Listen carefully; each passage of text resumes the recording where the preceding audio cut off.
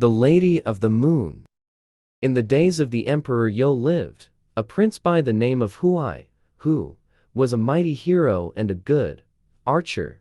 Once 10 suns rose together in the sky and shone so brightly and burned so fiercely that the people on earth could not endure them.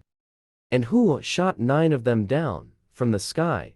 Besides his bow, Huai also had a horse which ran so swiftly that even the wind could not catch up with it.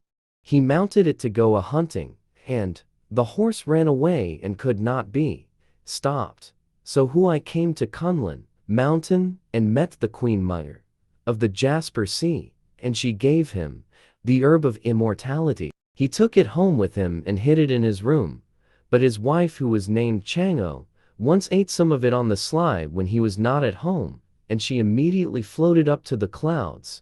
When she reached the moon, she ran into the castle there, and has lived there ever since as the Lady of the Moon. On a night in mid-autumn, an emperor of the Tang dynasty once sat at wine with 2 sorcerers, and one of them took his bamboo staff and cast it into the air, where it turned into a heavenly bridge, on which the 3 climbed up to the moon together. There they saw a great castle on which was inscribed, "The spreading halls of crystal cold."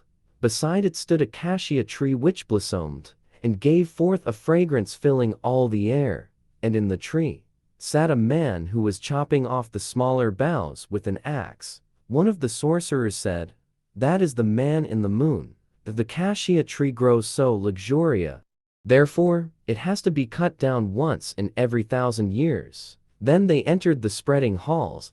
The silver stories of the castle towered one above the other, and its walls and columns were all formed of liquid crystal. In the walls were cages and ponds, where fishes and birds moved as though the air. Beside the tree stood a mortar made of white marble dot in which a jasper rabbit ground up herbs. That was the dark half of the moon. When Thedance had ended, the emperor returned to earth again with the sorcerers, and he had the songs which he had heard on the moon written down and sung to tea.